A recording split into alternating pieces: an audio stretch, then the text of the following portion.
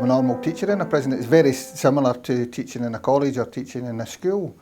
We were subject to the same parameters as anybody else in the teaching profession. We're subject to Ofsted inspections, we're subject to inspections by our managers, we're subject to targets set by our managers. We have regular yearly reviews, we have walkthroughs, we have people from other prisons coming in to make sure that we're attaining the standards, the quality that's necessary. We do very much the same as anybody else in a college situation. I suppose working in a prison, you're working in an environment that isn't exactly set up for education. So we're constantly fitting in with the prison regime. We comply with the same paperwork, we comply with Ofsted inspections, we're subject to professional standards as we would be were we not in a prison. You also have to have some resilience as well, because you're not dealing with students in a classroom, you're dealing with students that possibly have failed in life, failed in education, and so you've got to work from that basis onwards and rebuild lives for them.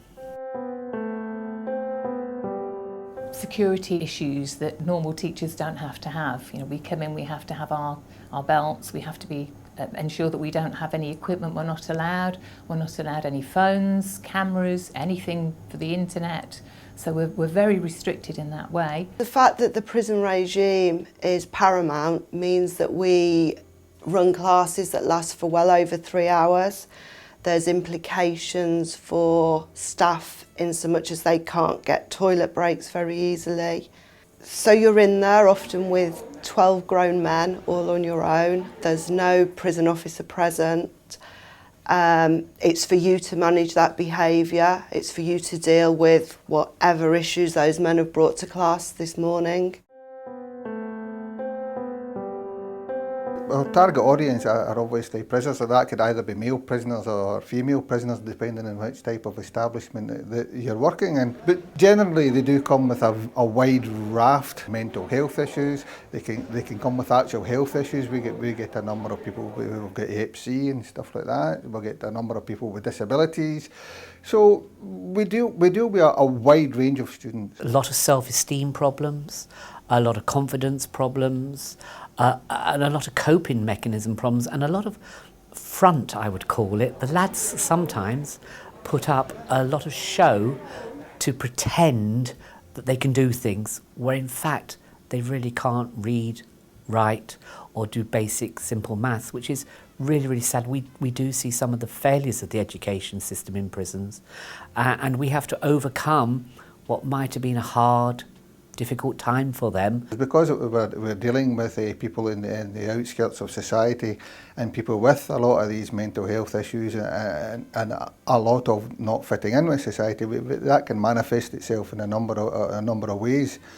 The main one that obviously will affect us is that these people can be violent, and sometimes, unfortunately, some prison educators do get assaulted. You have an awareness that anything could happen, and you have to maintain that awareness. You can't be too blasé about it, because you really don't know what's going to happen next.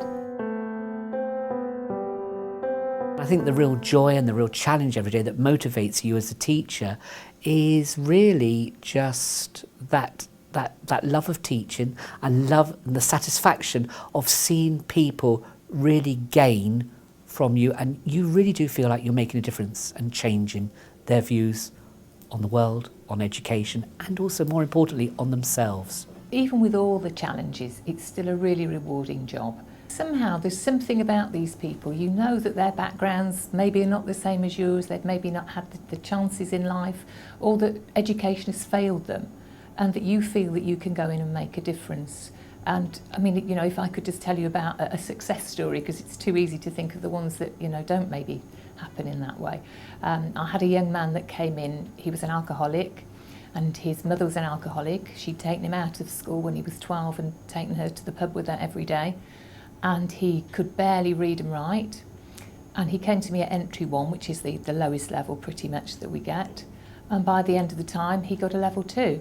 I don't know what happened to him when he left the prison, but I'd like to think that with that change, that, you know, he went on to be able to create a good life for himself, and that's what we want to achieve. We try to make them turn the corner so that they're actually contributing to society. Now, by educating these people, we're giving them a starting point, not only to get the qualifications that could possibly lead to employment, but by making them actually think about their own lives and how they're going to change their lives, and making them feeling a bit better about themselves and seeing that they do have a place in society.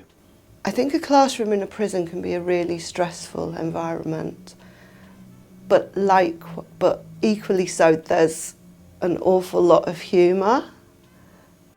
I teach there because I really enjoy working with the men. I think they're fantastic. I think the opportunity to actually make a real difference in these people's lives is tangible, and I love it.